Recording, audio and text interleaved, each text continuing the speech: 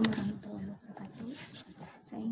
Saya Pusitania. Di sini saya akan memberikan materi mengenai contoh pendidikan kesehatan mengenai anemia pada ibu hamil. Ya, biasanya kita akan memberikan pendidikan kesehatan pada ibu hamil bisa dengan metode tatap muka langsung ataupun melalui Zoom seperti ini ya. Tetapi yang perlu ditekankan pada contoh pemberian anemia pendidikan kesehatan pada ibu hamil adalah bagaimana menyesuaikan antara audiens dan media yang digunakan.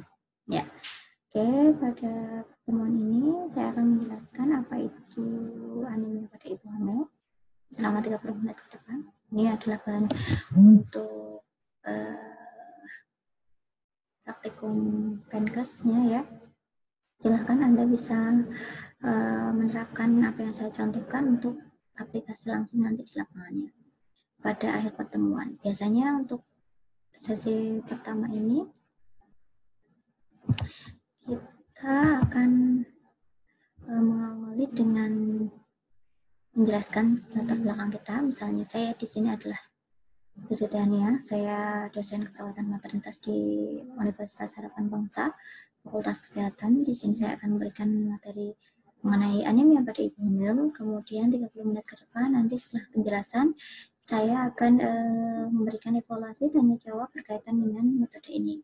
Oke, kita mulai dengan persepsi terlebih dahulu. Jadi ada pembagian peran ya, di situ ada sebagai pemateri, kemudian ada moderator dan ada fasilitator. Jadi jangan semuanya menjadi pemateri ataupun jangan semuanya menjadi fasilitator. Ya, semuanya harus dibagi sesuai perannya masing-masing. Oke.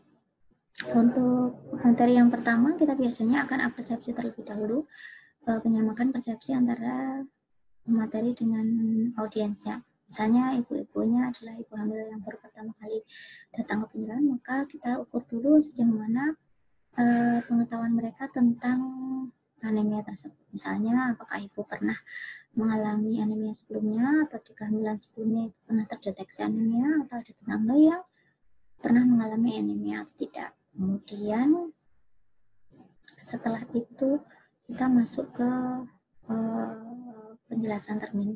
30 menit ke depan saya akan memberikan materi tentang anemia, definisi, kemudian batasan karakteristiknya, pembagiannya, serta bagaimana menu harian yang biasa disajikan untuk mengatasi anemia serta pengobatannya. Oke, Ibu sudah pernah mengetahui tentang anemia, saya akan jelaskan dari situ. Yang pertama yaitu pengertian dari anemia. Anemia pada ibu hamil di sini sebenarnya ini adalah sel darah merah kita. Jadi di dalam sel tubuh kita itu dapat sel darah merah dan sel darah putih.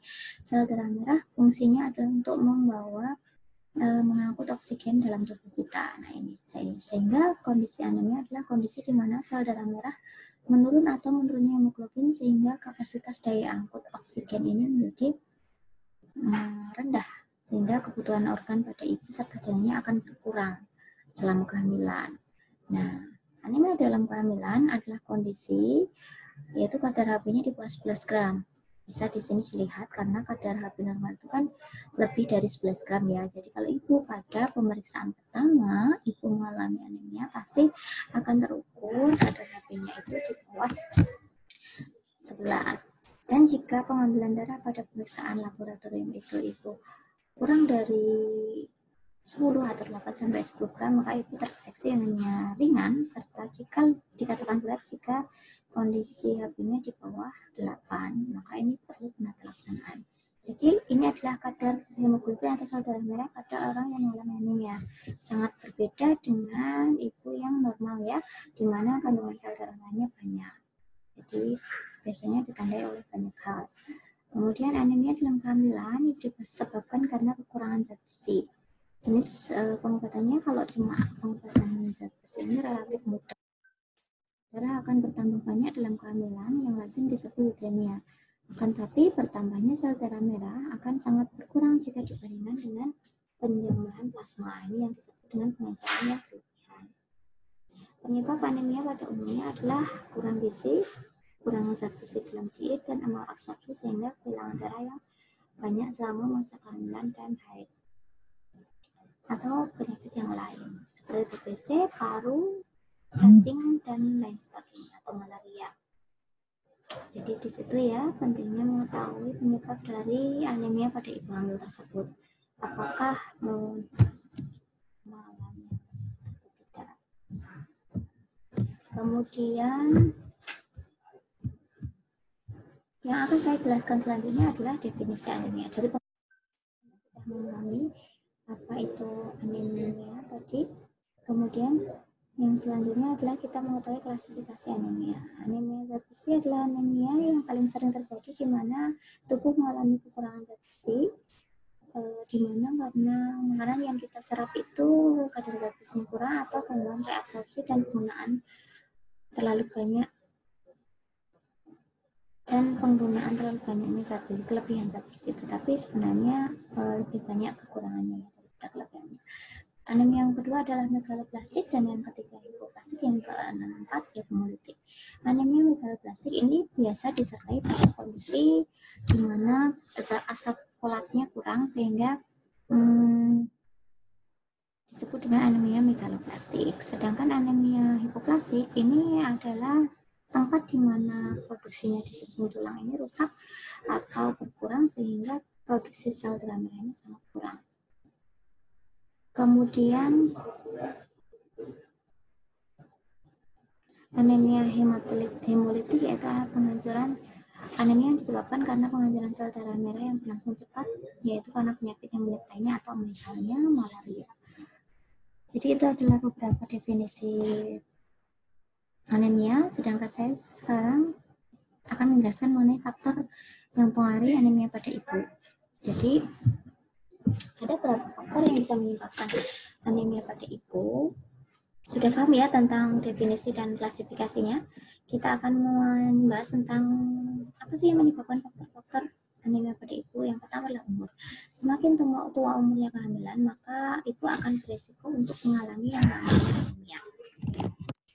Kemudian kurangnya mengkonsumsi zat besi atau Fe. Ibu yang kurang mengkonsumsi zat besi atau Fe ini sangat berisiko untuk mengalami anemia ialah.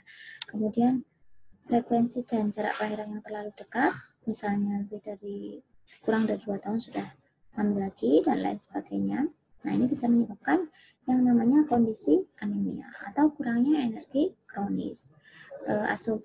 Sudah mengalami diet yang salah di masa kehamilan sebelumnya atau di masa remaja, ini bisa menyebabkan ibu adanya infeksi atau penyakit lain yang menyertai. Tanda-tanda dari anemia yaitu biasanya ibu mengalami cepat lelah. Ibu sering mengalami hal seperti itu tidak? Misalnya ibu ke pasar tiba-tiba cepat lelah atau bekerja seharian sampai rumah habis maghrib sudah capek, keliengan. Kayak saya ini kayak lesu, otak berguna. Biasanya kalau kondisi lagi haid gitu kan seperti itu ya. Nah, ini biasa jadi tanda anemia atau gampang pingsan, seolah-olah ibu mau pingsan dan sesak nafas serta beraktivitasnya kurang. Berolahraga yang berat. Permukaan kulit dan wajah menjadi pucat, mual muntah yang berlebihan pada waktu hamil muda dan jantung berdebar-debar. Coba dicek lidahnya kotor atau tidak. Kalau lidahnya luka atau kotor, bisa jadi ini penyebabnya anemia. Nafsu makan berkurang, tidak nafsu makan atau cepat hilang konsentrasi, ini juga salah satu tanda dari anemia. Silakan ibu dicek dari tanda tersebut apakah ibu mengalami salah satu atau paling tidak 5 dari 14 tanda. Kalau cuma salah satu itu belum tentu ya. Kalau misalnya 5 dari 14 ya biasalah, bisa jadi seperti itu ya. Kemudian pengobatan anemia itu seperti apa? Kalau penyebabnya karena anemia zat besi, penyebabnya ya gampang, tinggal diberi tambahan zat besi. Berikan preparat sulfoferos atau SF, feroglutanat, ferobisirkat.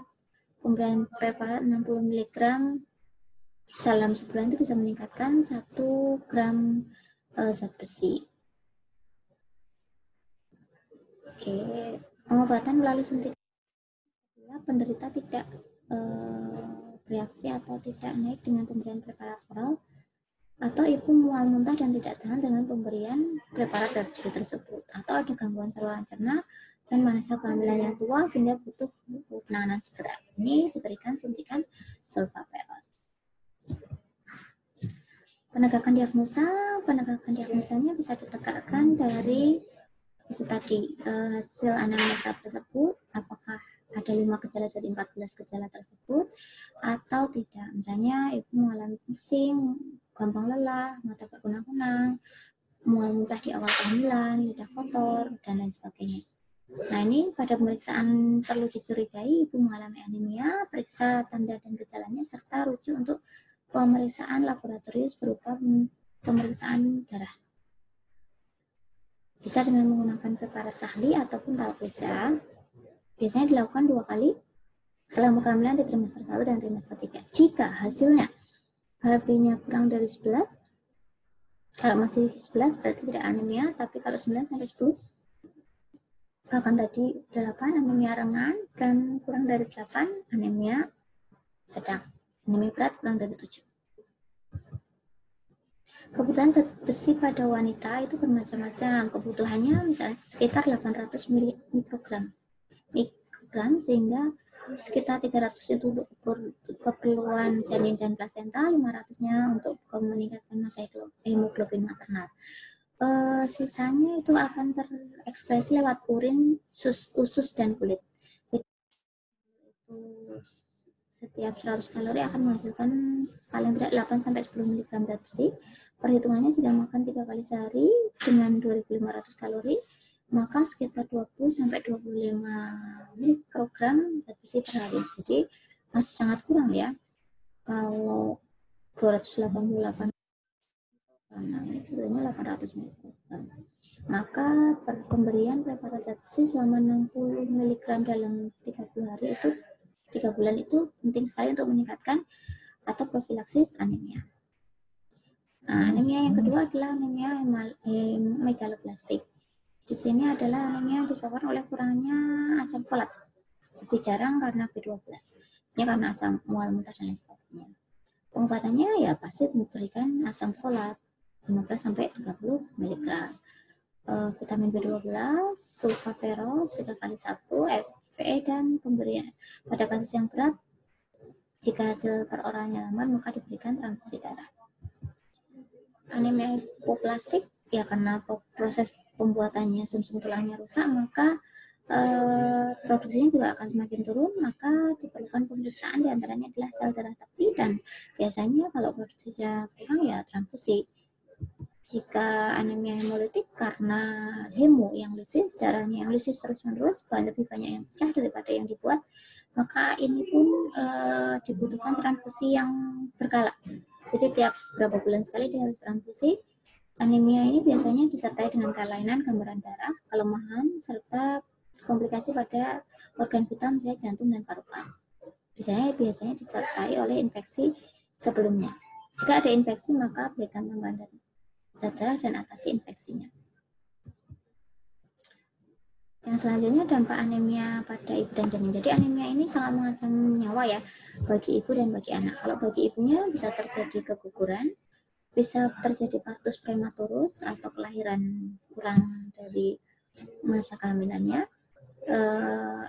Pada akhir kehamilan bisa inersia utari atau tidak berkontraksi sama sekali, partus lama, ibu bisa resiko shock, infeksi intrapartum, pada nifas, dan kehilangan jumlah besar darah. Bila terjadi grafis, HB kurang dari 4, maka bisa terjadi payah jantung dan kematian. Pada janin, pada janin bisa terjadi abortus karena asupan zat besinya kurang, sehingga oksigen kurang dalam janin, makanan yang dikirim dari darah juga kurang zat gizinya, zat nutrisinya, sehingga bisa terjadi intrauteri fetal death atau kematian dalam janin, persalinan prematuritas, berat badan lahir rendah, dan kelahiran dengan anemia, dan dapat terjadi cacat bawaan serta bayi mudah mendapat infeksi sampai kematian perinatal.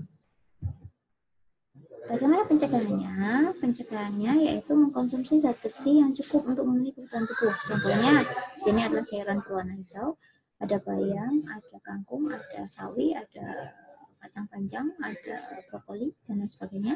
Kemudian ada kacang-kacangan, kacang merah, kacang tanah, kacang kedelai, kacang hijau, dan lain sebagainya. Kemudian ada protein hewani, di sini contohnya adalah ikan, hati, daging, dan tiram. Kemudian mengkonsumsi yang membantu penyerapan zat besi tersebut adalah ada jeruk, tomat, mangga, dan lain sebagainya. Ini akan membantu penyerapan zat besi yang dibutuhkan oleh tubuh. Sehingga ini adalah menu hariannya. Samping dengan nasi, ibu perlu mengkonsumsi yang namanya daging, hati, ikan. Ya kalau nggak ada ya paling nggak minimal kacang-kacangan. Dari kacang kedelai, bisa tahu, tempe, atau dari sayuran hijau, bayam, sawi, brokoli, kemudian buah tomat, buah mangga kan udah murah ya, itu bisa dibeli dimanapun. Jadi ibu harus tetap makan menu makanan yang mengandung zat besi tinggi di samping dengan menu makanan sehat yang lainnya. Jadi kalau tidak bisa membeli yang seperti ini, anjurkan untuk mengkonsumsi protein nabati yang ada di sini. Nah, ini kan karbohidrat, nasi dan kentang. Buah-buahan juga harus jadi 4 sehat 5 sempurna ya. Ada lauk, ada sayur, ada buah. Nah, susu itu pelengkap. Kalau nggak doyan susu ya bisa dengan susu kedelai. Kedelai kan juga kacang-kacangan ya, jadi otomatis terpenuhi kebutuhannya. Itu makanannya jadi bisa diselang-seling. Pagi makan nasi dengan daging. Kalau nggak ada daging ya telur nggak apa-apa. Kemudian hati kan murah ya. Siang sedikit makanannya berarti nasi, sepotong daging dan sayur bening, misalnya ayam. Siang sedikit Anda bisa minum jus jambu, jus tomat atau jus mangga. Jam 12 makan siang menggunakan ikan atau telur. 1 porsi ya, berarti ada 1 mangkok nasi putih, 1 mangkok urap misalnya, dan sepotong tempe serta tahu. Nah, nanti sehari sedikit snack ringan yang mengandung zat besi juga, misalnya apa ya, ini kentang rebus atau apa. Kemudian malam bisa Anda selingi dengan makan malam yang mengandung, kalau tadi sudah tempe tahu digoreng, berarti tempe dibacem dan yang lainnya. Sayuran yang diganti, misalnya kalau bayam kan sekali makan ya, berarti boleh orak-arik telur sama apa misalnya, tadi udah urap ya, dia berarti urap lagi boleh, atau tumis kacang panjang dan sebagainya ya, 1 mangkok juga. Oke, seperti itu apa yang bisa saya sampaikan. Terakhir, ketika Penkes Anda evaluasi, berikan pertanyaan, misalnya itu yang bisa saya sampaikan.